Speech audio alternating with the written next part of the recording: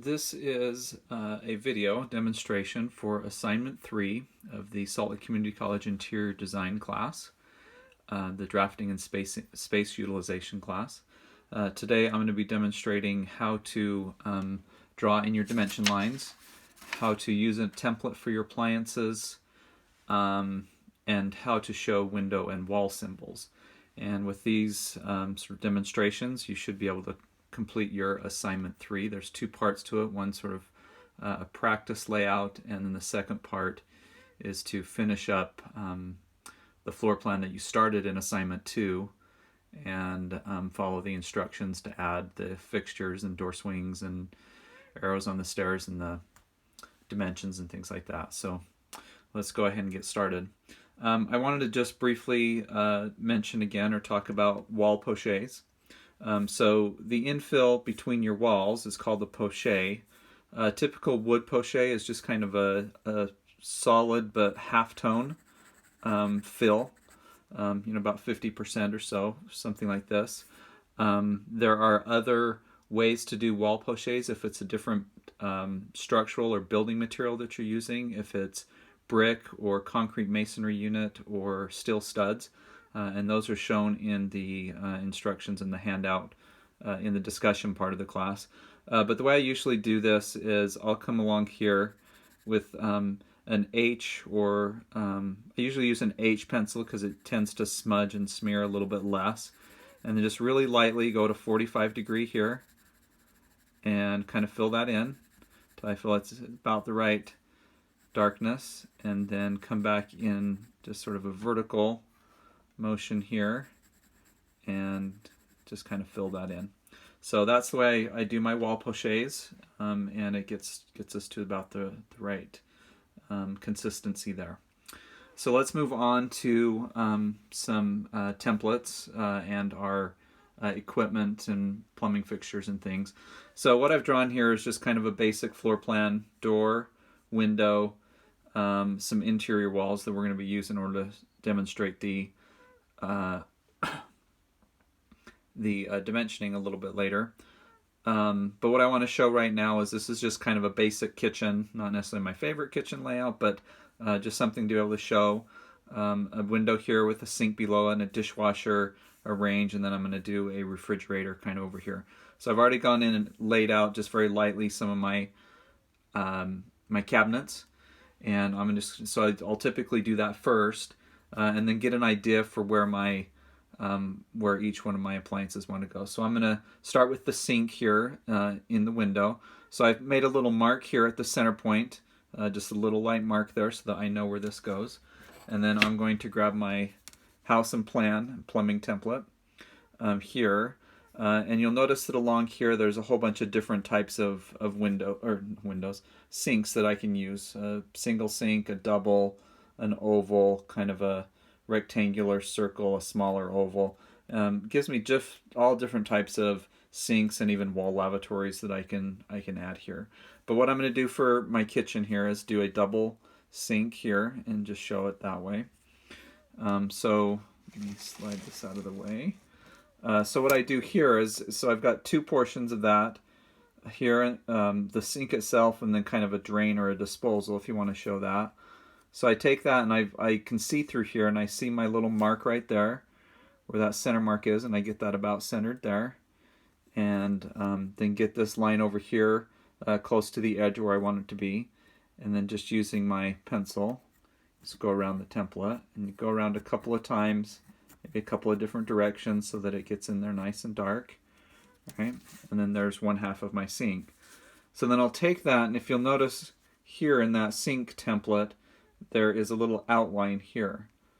So that's going to come into play in just a second here. So I take my template and I flip it over, so now it's facing the other direction. I could even do it this way if I wanted to.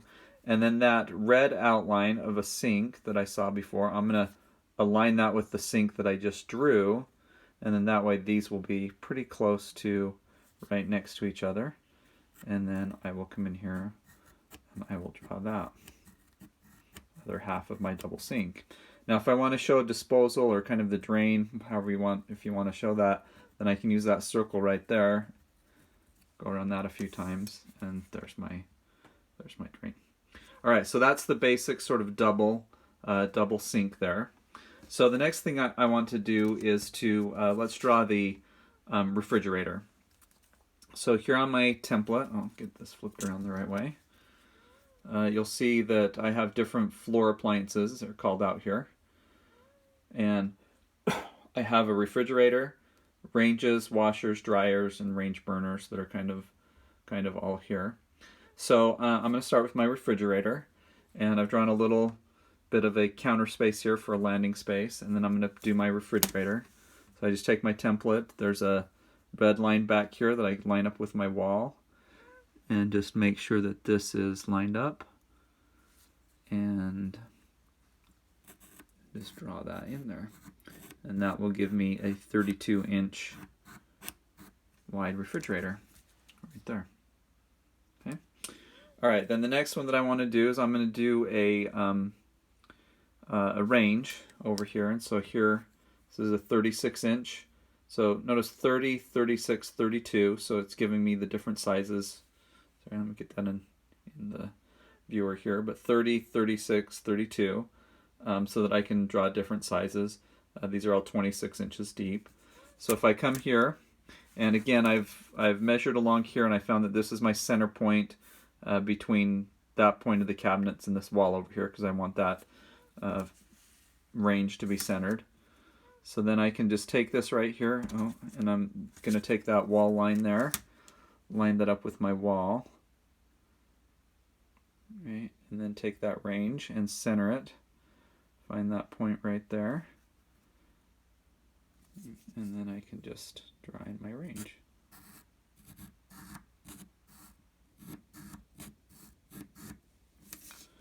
Okay, there's my range.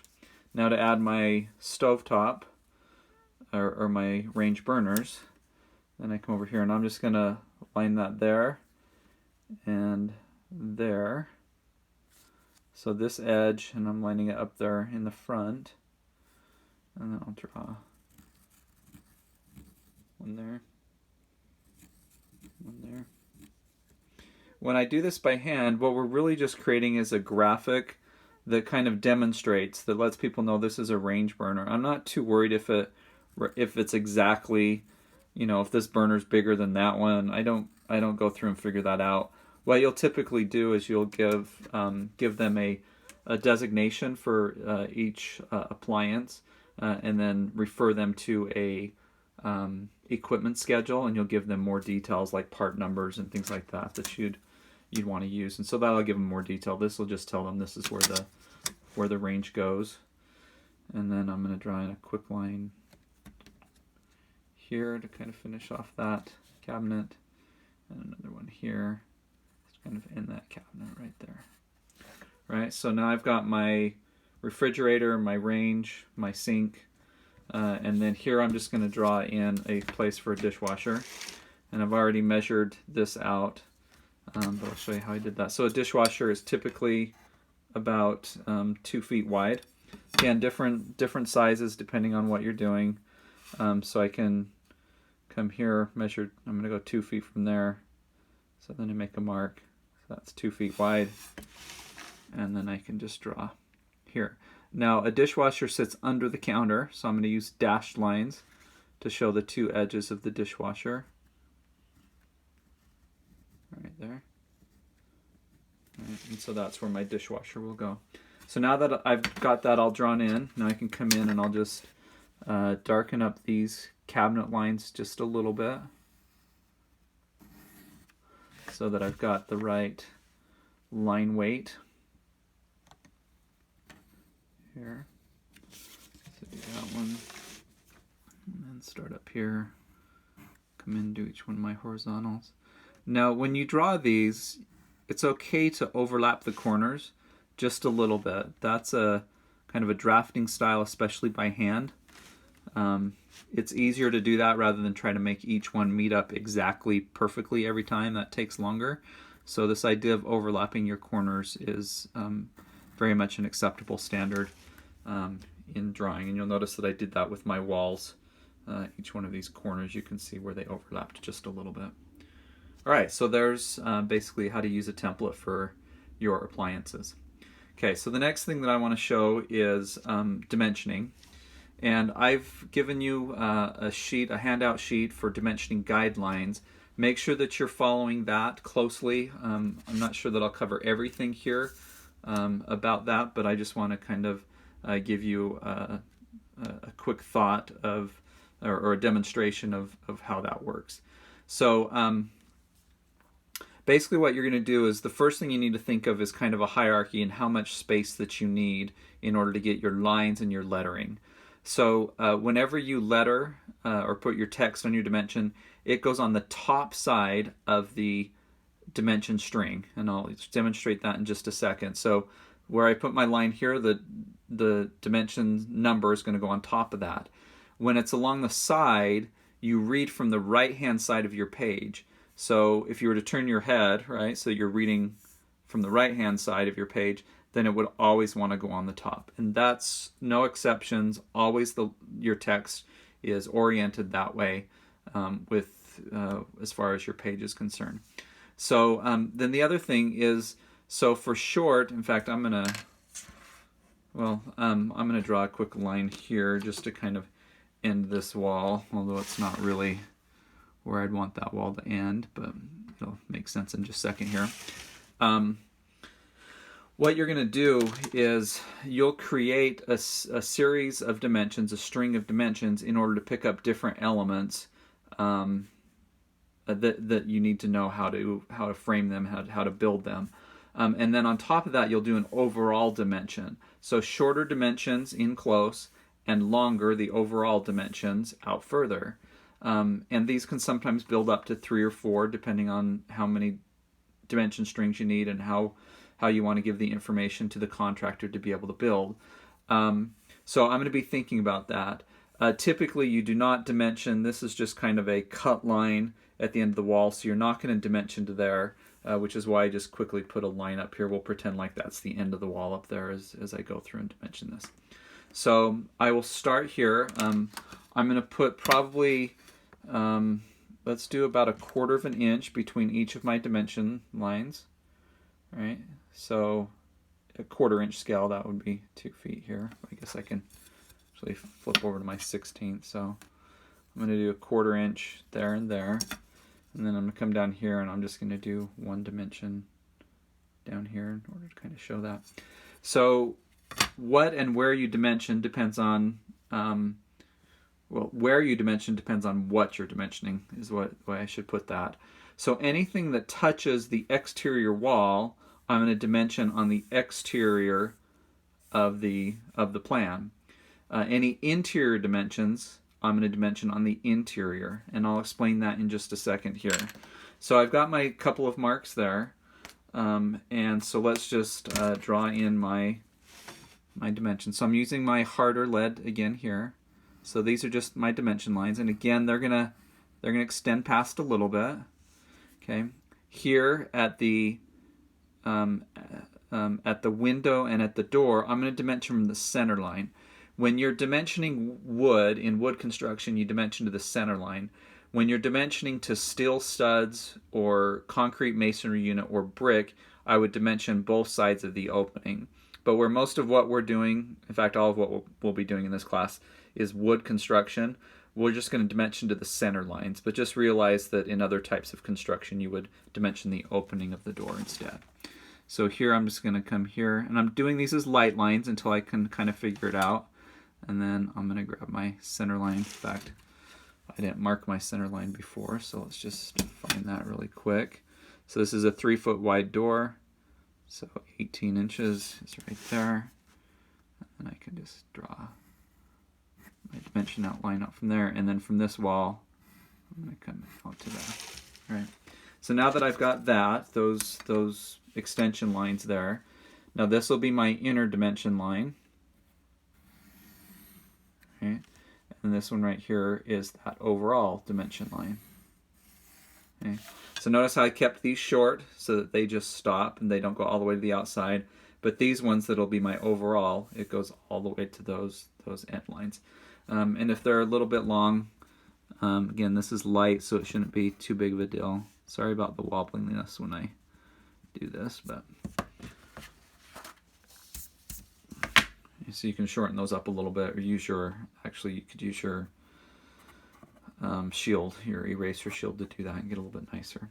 Okay, so now that those are there, then what I want to do is I want to put in my tick marks. There are 3 options for tick marks. The first and most common is a diagonal from upper right to lower left at a 45-degree angle, and I'm using my 2B pencil here, my HB, if that's what you have, and I'm drawing this from an upper right to lower left. All right. Just like that. This is the most common. It's a fairly thick line. Goes like that. And then I'm going to do one here for my overall.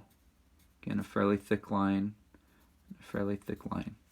The other options that are shown are you can do a dot at that corner point, or you can do an arrow. And I'll demonstrate those 2 as I do the others. Normally, you pick one and you use it throughout all of your drawings. But I'll demonstrate the other 2 types here just so that you have an idea of what those look like. But once you've picked one, then stick with that the entire time. Okay, so then the next thing that I would do is I want to do the dimensions for each one of these. But of course, I need guidelines in order to do my text, because I've taught you that you need to do that. So you can use your guide, your lettering guide, if you want to. But I'm just going to use my my scale here, and I'm going to do 1/8 inch high letters. I do there and there. I'm spacing them off just 1/16 of an inch off of the line, and an 1/8 inch high letter, and just give myself a couple of quick little guidelines here. Keep these really light. I do want to see these every time you letter something. I want to see your guidelines. If I don't, I will mark that off, but they can be very light. Right, so there's my guidelines, so I've drawn them there. Okay, and so now I'm going to go through here, and I'm going to measure these out and write in the dimensions. So I just use my scale here. I'm at 1/4 inch scale, and we've demonstrated this before, so you should know how to do that. So I read the dimension here from the 0 to 7, so that's 7 feet 0 inches. So I come in here, and it goes about the center, 7 feet dash 0 inches. Okay, use your straight edge if you need to do those. I apologize, I injured my finger earlier today, and so my lettering's not as good as it normally is, but this will give you an idea. So from here I'm measuring 2, 4, 5 feet 6 inches. So I come along here, and again, here's my dimension line. I'm above my dimension string, always 5 feet 6 inches. And then from the door, the center line of the door, to that end, where the end wall is, I measure that, and that's 4 feet 0 inches.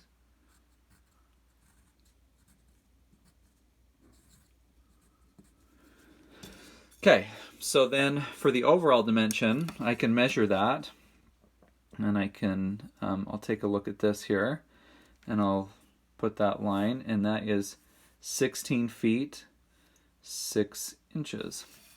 So you're going to want to double check that, right? 5 plus 7 is 12, plus another 4 is 16 feet. So I've got done those right on the inside. And so then here I'll, again, about the center of this dimension string, 16 feet dash 6 inches. Okay, now then the last thing I'll do is I'll just come in here, and I'm going to darken these up just a little bit so that they're about that little bit darker line weight. Oops, missed that one a little bit. But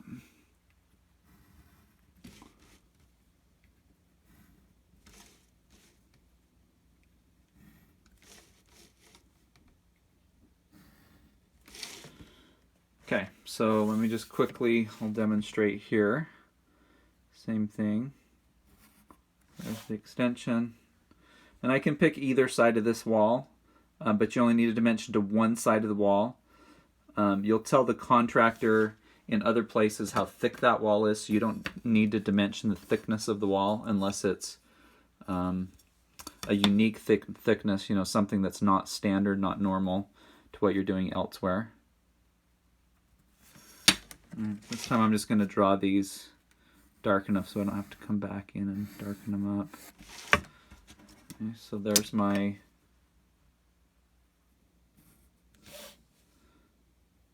length there. All right.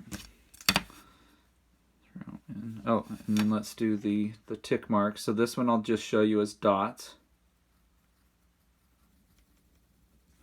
All right, so you just do a little round dot right there. Again, I don't see those too often, but it's an acceptable way to do that. Then I'm going to draw my guidelines for my text.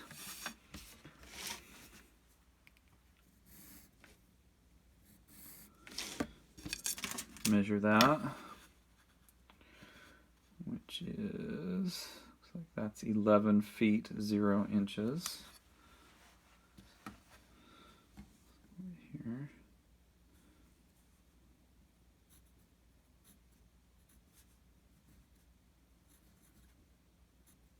Okay, so those are all the elements that are within or touching my exterior wall. But I also want to tell them how wide this opening is, as well as where that wall is located. All right. So in order to do that, what you'll do is you will draw a dimension string, but these will go on the interior of your plan.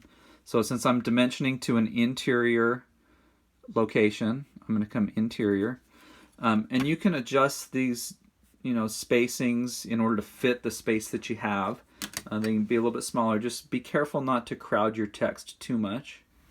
All right, so I'm going to draw from there to there, between those two walls. All right, and then I'm going to draw a little extension that comes out to here. All right, so there's my extension that comes out. Now this one I'll do arrows.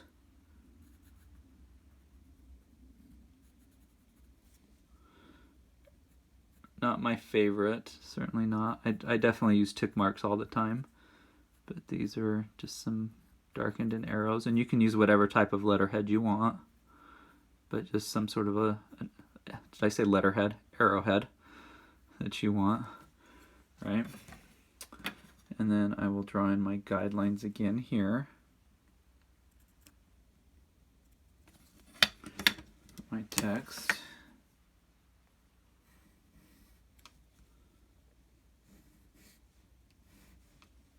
Keep those guidelines really light if you can. Okay, then back to here. Now for this one, I'm measuring from the inside wall to where my dimension. You can dimension all the way to the outside, but think about when the contractor is going to lay out these interior walls, the exterior wall will already be up. So it'll be more difficult for him to measure from the exterior wall. So I'm going to give him a dimension from the interior wall, right, which is 4 feet 6 inches.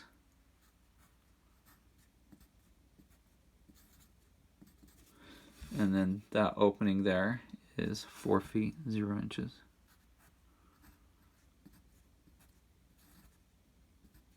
Okay. Now you could then do an overall dimension here from that wall to that wall and tell them it's 8 foot 6 inches. For me, hopefully any contractor I hire can add 4 foot 6 and 4 foot 0.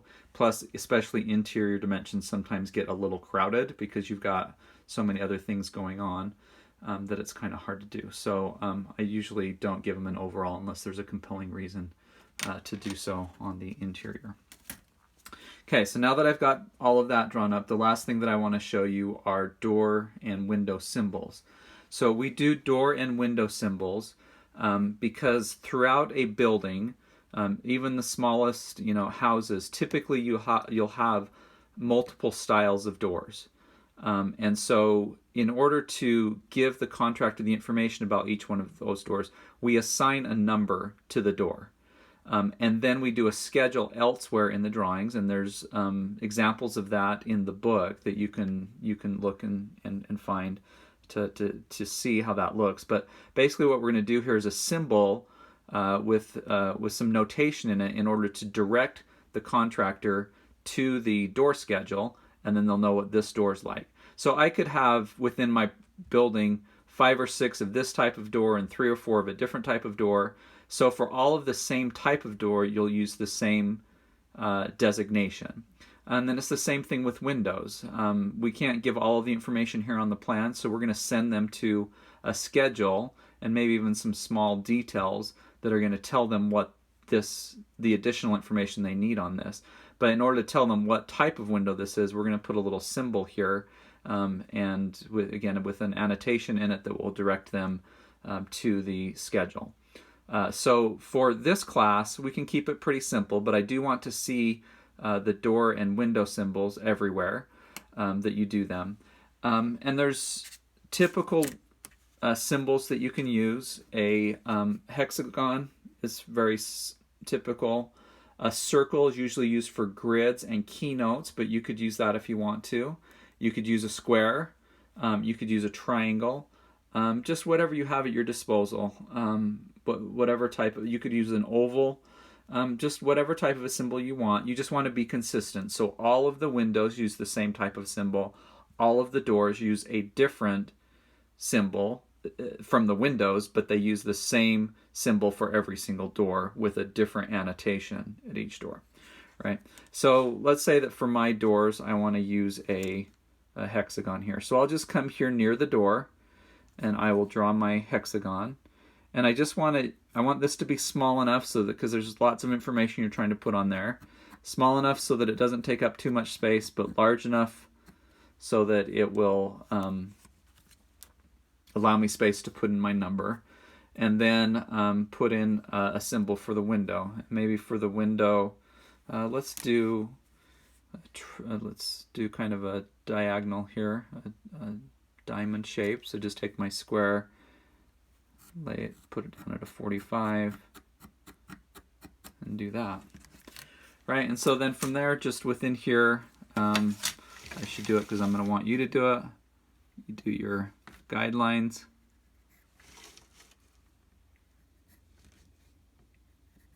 Right, and then you're going to put a designation in there.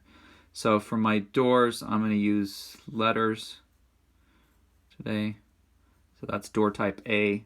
For my windows, I'm going to use numbers. So this is window type 1. Okay, and so you just go through into each location. Again, if you had a different window, you would put in, the same symbol, but then put in a 2. If you had the same window, you'd use the same symbol with the 1 in it. And for this class, you can just kind of make that up because we won't get to that level of detail, but however you want to kind of show each one of those. On your final project, you might have an understanding of, you want some different window types, so you'll want to use a different symbol for those. Okay, then the last thing that I think the assignment talks about is to add plumbing. I want you to label some of your equipment here. And so let's say that this one right here, that's my refrigerator. I'll do a quick guideline and label this refrigerator.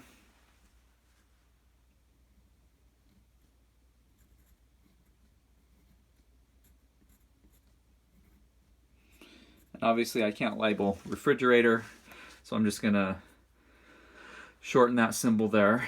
And then the last thing that you want to do is to add your room names. So in this class, I think if you just add the room name, that will be fine. On a large commercial project where you're going to have multiple offices and multiple classrooms and different rooms that have the same name, you would also give a room number designation to every single room, and that would make them unique. But in this class, I think as long as you just label the room, that will be fine. And so for me, on this one, this right here is my kitchen. I'll just...